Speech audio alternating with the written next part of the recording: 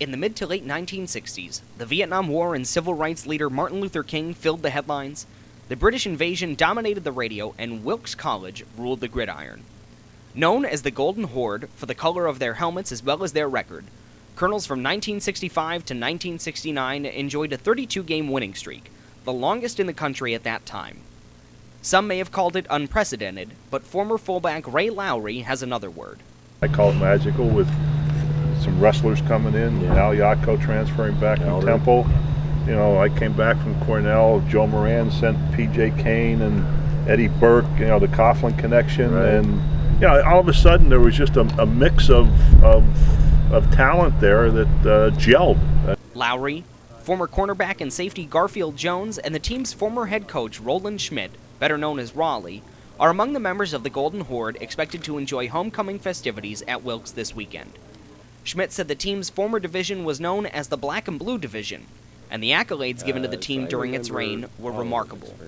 It wasn't just 1 year, although you get certain accolades you don't get otherwise. I mean, going to New York and receiving the Lambert Bowl a couple of times from the New York Touchdown Club, or going to the Washington Touchdown Club and getting the Timmy Award, which is the best small team in the country. We're going to the Wilmington Touchdown Club in Wilmington, Delaware for 5 straight years and getting a trophy. I mean, it's nice that all those things happen. Jones said Schmidt carried a quiet intensity to prepare his team for their opponents. But I think he took great pride in looking at film and devising a way to attack the opposing team's offense and defense. That even keel allowed Schmidt to keep composure even in the most exciting circumstances.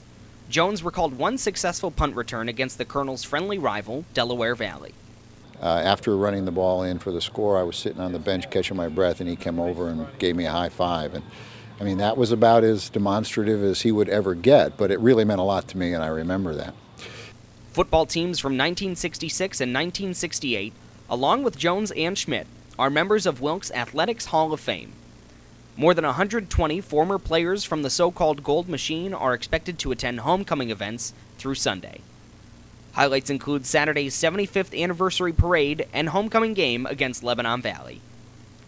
For details on the weekend's events, visit community.wilkes.edu. Chris Hughes, TimesLeader.com, Wilkes-Barre.